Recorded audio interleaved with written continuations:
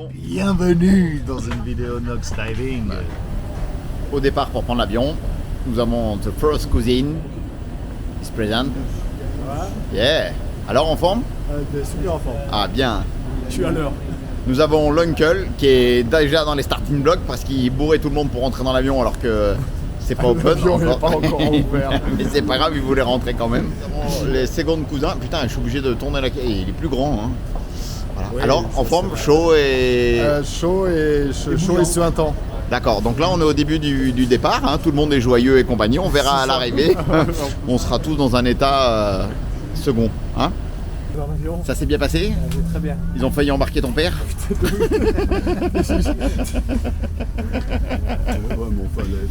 Qu'est-ce qui t'arrive, mon oncle? Ça y est, il est encore énervé là. La nana, elle est... Attends. Oui, vas-y, viens, on va la fracasser si tu veux. Arrêtez. Ah non, mais attends, on va devoir aller chercher notre père en prison, tu te rends compte? Il va falloir qu'on arrête de randonner pour qu'on aille le chercher en tôle. Oui, pourquoi? Et pourquoi? Parce qu'il est... Impatient et... C'est un enfant. Le colon irritable. Oui, c'est vrai. C'est un enfant. C'est un enfant. Alors, on arrive à l'aéroport. Il y a déjà de la neige, quoi. Ah ouais, je pense que j'ai bien fait de prendre des pulls. Hein? Cousin, qu'est-ce que t'en penses? Ça va être rock'n'roll, je pense. Il pleut, il y a de la neige.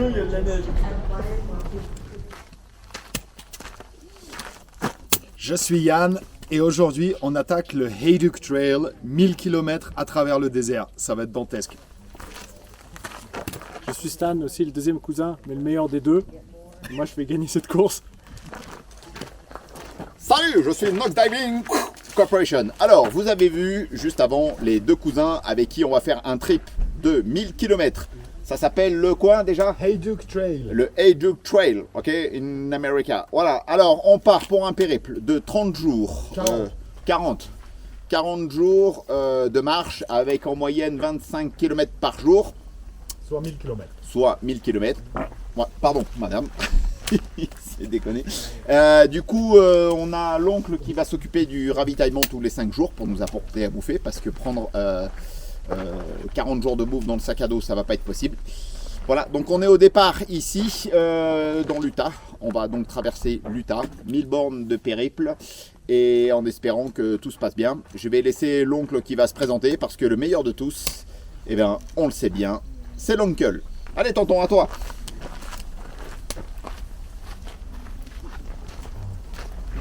Je confirme, je suis le meilleur des trois Charlots là. Regarde la caméra. C'est grâce à moi qu'ils vont vivre. Et ben voilà, on est parti. Ils en ont pour 40 jours. Et toi, tu vas faire quoi? Et moi, je leur apporte à bouffer et à boire. Ok, reste là. Venez tous, nous. Je vais faire le mec qui parle parce que sinon... Viens là, cousin. Faire le mec qui parle parce que sinon... Voilà, donc nous sommes en 1941 dans l'époque des cow-boys. Ok, donc on immortalise cette image magnifique des 4 randonneurs qu'on ne retrouvera plus jamais. Donc c'était ici... Pétrifié dans 1000 ans. Pétrifié dans 1000 ans. Voilà, donc bon trip en famille, en espérant que tout se passe bien. Allez, ciao. J'avais des trucs à ajouter? Non, allez, Non. on y va. Oh putain, mais l'oncle il est de longue pressé. On est en vacances, il est de longue pressé, comme Elvis. Allez, on se casse. Ciao, ciao. C'est parti.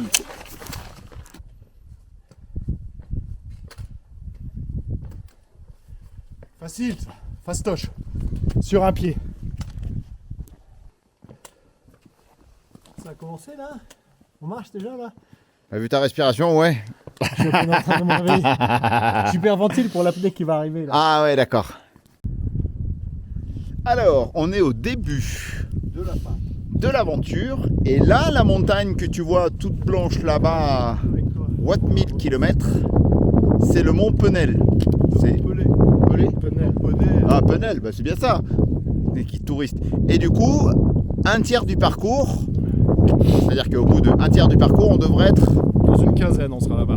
Dans une quinzaine de jours, on devrait être là-bas, au niveau du pied de la montagne. Donc je ne sais pas si tu te rends compte un petit peu la distance, mais ça fait loyer quand même. 300 km. Alors je voulais vous présenter le trésor du désert. Donc en fait ça c'est une croûte, ici, là, on la voit là. Ça s'appelle du sol cryptobiotique. Ça c'est ce qui permet au désert de ne pas devenir complètement stérile et aride. Donc du coup, c'est une sorte de croûte qui est faite par un mélange de bactéries, de champignons, de trucs comme ça. Ça absorbe l'humidité, ça permet aux graines des différentes plantes d'avoir où s'implanter et ça limite l'érosion. Donc du coup, et par contre, faire un pas là-dessus le détruit et ensuite il faut une vingtaine d'années pour régénérer et réparer la trace qui a été faite.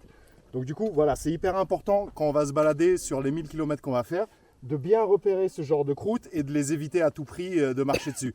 Pour te faire une analogie, c'est un peu l'équivalent du corail dans l'océan. Ben ça, c'est l'équivalent pour le désert. Voilà, donc c'est hyper important qu'on le protège et qu'on fasse gaffe dans nos aventures. Ok, donc quand vous mettez les pieds dans ce genre d'endroit, voilà, ne marchez pas sur cette espèce de croûte en fait, hein, Ouais. c'est une croûte. Hein, C'est exactement ça. pour éviter, parce qu'il y a tout le biotope qui se fout là-dedans pour se cacher, et du coup, le temps que ça se reconstruise, ça met énormément de temps. Quoi. Exactement. Ok, merci, merci cousin pour ce débrief Docteur désert. important. Voilà, ici, ça rate la trace. Ok, Voilà, à partir de là, c'est hors sentier. allez cousin. Voilà. Et tout ça maintenant, ça va être du hors-piste on the beach. Avec en fermeture de ce magnifique endroit, Mon phallus.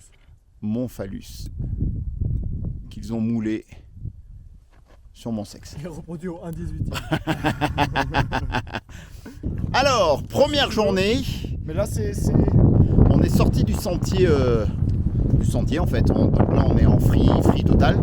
Et du coup, putain, rien que pour descendre, en fait, ça s'appelle comment ça, un canyon? Une falaise. Une falaise, rien que pour Ouais. descendre cette falaise, c'est déjà hyper rock'n'roll quoi. Donc faut vraiment faire gaffe parce qu'on est au premier jour de l'expé quoi. Et déjà on a des putains de difficultés. C'est rigolo hein, ces rochers ronds Ah, c'est clair. sculptés comme ça quoi. Vraiment sympa. Viens là Yachou. Hein.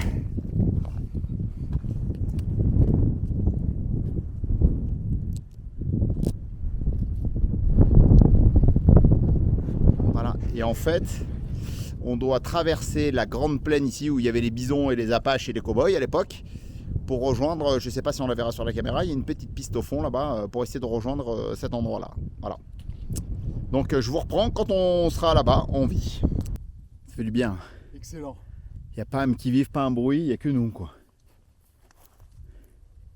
On est vraiment... Un point à l'horizon vers lequel aller et puis tu vas. Quoi. C'est ça. Ok, alors on est parti. Vous voyez ce que vous avez de l'autre côté de la plaine là. On est parti de là-bas. On a traversé cette grande plaine qui était interminable. Et on est monté jusque là. Donc là on voit qu'il y a une piste hein, pour les mecs qui veulent venir jusque là en automobile.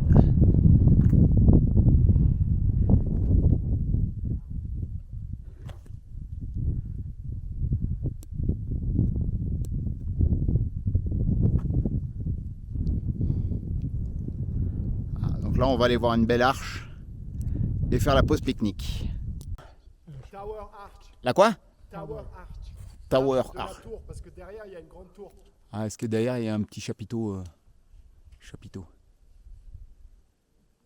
Et en fait on est voilà, devant cette arche. Et en fait tout autour, comme tu peux le constater, on a encore le cousin. L'autre qui est caché là-bas dans la prairie. Et en fait on est entouré dans The Rock. Alors, on a pris le repas de midi, une petite soupe lyophilisée et franchement, c'est passé nickel, ça nourrit bien. Et après, comme on disait avec Yann, l'avantage c'est que c'est pas lourd. Tu peux continuer à avancer sans te faire pomper par la digestion, j'ai envie de dire. Voilà. Du coup, on avance dans notre périple avec toujours en fond là-bas ces montagnes magnifiques quoi. Oh, ça donne presque envie d'y aller quoi. Ouais, c'est clair. Hein, franchement c'est pas top. Et alors il y a une petite particularité pendant qu'on avançait, enfin je perds mes mots, C'est que la montagne en face, alors je sais pas si au niveau de la couleur on va bien le voir, c'est que la montagne, ouais, ça s'appelle comment, des montagnes? T'appelles ça comment en fait? Ça s'appelle une mesa. Alors Mesa. La mesa, c'est une surélévation qui est plate au sommet. D'accord, une Mesa. Donc voilà, quand tu vois la Mesa, en fait elle est toute verte au niveau de la terre. Donc on subodore que ça soit beaucoup... oh putain, j'arrive pas à trouver mes mots. Ah voilà, oui, les cuivres. Voilà, on pense qu'il y a beaucoup de cuivre dessus. Et on va passer dessus ou pas? Je sais pas. Bon, on ne sait pas si on passe dessus. Mais si on passe dessus, dans tous les cas, on vous fera une petite vidéo pour vous montrer la couleur verte atypique de cette Mesa. On en a perdu un. Oh putain, on a un Touareg avec nous. Je vais vous le montrer parce qu'il est sensible au soleil. Notre Casper national. Et du coup, tu vas faire peur aux enfants? Ah ouais. Et surtout là, avec un chèche, je peux pour tout le monde. Putain. Avec ces magnifiques guêtres. Hein, couleur rose bonbon. On l'a pas. On a le style ou on l'a pas, quoi. Donc voilà. Non, c'est vrai que ça plombe. Alors, heureusement, on a acheté des lycras avec des capuches. Et ça passe super bien. C'est léger. Ça tient pas chaud. Et ça préserve des coups de soleil parce qu'à mon avis, 40 jours sous un cagnard comme ça, il y a de quoi... Moi j'ai déjà cramé des volets, c'est pour ça que j'ai mis d'accord, ok. Il y a de quoi bien cramer. Et là, voilà, on est pour aujourd'hui au 15e kilomètre et franchement ça roule. On a prévu 25 je crois pour aujourd'hui. 24-25, mais 25 sur le plan, enfin sur la carte, en théorie. Mais il s'avère qu'en pratique, au point où on était censé être au 10e kilomètre, on était déjà au 14e je crois, ou au 13e, je sais plus. Donc on avait déjà fait 3 km en plus que ce que le point indiquait. Voilà, allez, on se retrouve tout à l'heure, je vous dis à tout. Alors, on est au 22e kilomètre et ça commence à tirer un peu parce qu'en fait on est dans un endroit où c'est assez difficile à marcher, c'est du sable qui s'enfonce pas mal. Je vais te montrer. Hop. Voilà, tu vois, c'est des dunes de sable comme ça. T'as l'impression de marcher un peu dans le désert, quoi. Et du coup, comme ça fatigue, voilà. 22 km là, ça tire un peu. Alors c'est pas de la fatigue musculaire, je dirais, c'est de la fatigue dans les articulations, enfin les tendons plutôt. Et moi, comme je sors d'une entorse, sur ma cheville droite, ça tire pas mal, quoi. Bon, après, ça va, il n'y a rien d'exceptionnel, mais voilà. Tu noteras aussi un truc hyper impressionnant, c'est que c'est rare quand tu traverses des parties on va dire du désert, hein, même si ça n'en est pas un. Enfin, si, on peut apparemment ça un désert, non? Ouais, mais voilà. T'as pas un sac plastique, une canette, un papier de bonbons, un morceau de PQ. T'as rien de tout ça. C'est immaculé. C'est impressionnant. Bon, après, t'as pas un qui vive aussi, hein. Mais pour avoir fait pas mal d'endroits, même quand tu es un peu dans des surfaces comme ça, tu as toujours un blaireau qui a jeté une canette ou un papier qui s'est envolé, qui est venu jusque là. Et là, j'ai beau regarder de partout, rien, absolument rien du tout. Donc c'est assez rare pour être souligné. Du coup, je le souligne. Voilà. Bon allez, on continue parce que on doit arriver normalement au campement au 26e kilomètre. Bon, c'est déjà trompé, hein. Mais on a raté la trace. Donc là, on est en train d'essayer de la récupérer. Et normalement, aux alentours du 26e ou 27e kilomètre, on devrait trouver un point d'eau. Alors, on ne sait pas s'il est fiable à 100%. Mais... ah putain, j'ai mis les pieds dans un cactus. Ah. Bon, je stoppe. J'ai mis les pieds dans un cactus. Il faut que j'enlève les épines. Tu vois ça là, les épines, elles sont passées à travers la chaussure, quoi. Ouais, je disais quoi? Ouais, on est censé trouver une source, mais on ne sait pas si elle est pas tarée. Alors du coup, on espère qu'on aura un peu d'eau pour pouvoir la filtrer et pouvoir manger ce soir tranquille, quoi. Sinon, il va falloir faire des ravitaillements, enfin se rationner plutôt, pour pouvoir continuer demain, parce que demain on a à peu près 25-30 bornes aussi. Donc il va falloir faire gaffe à l'eau, quoi. Allez, je vous laisse, à plus tard, tchou tchou. tu lâches. Voilà, Go. c'est bon. Et voilà. Alors, aujourd'hui, on a fait exactement 27 km. Il en était prévu 21. Du coup, on est. Non, 25. 25 Non, 25. 25 moi. Bah, en fait, je me suis planté. Bon, ok, il s'est trompé. Bref, on a fait beaucoup.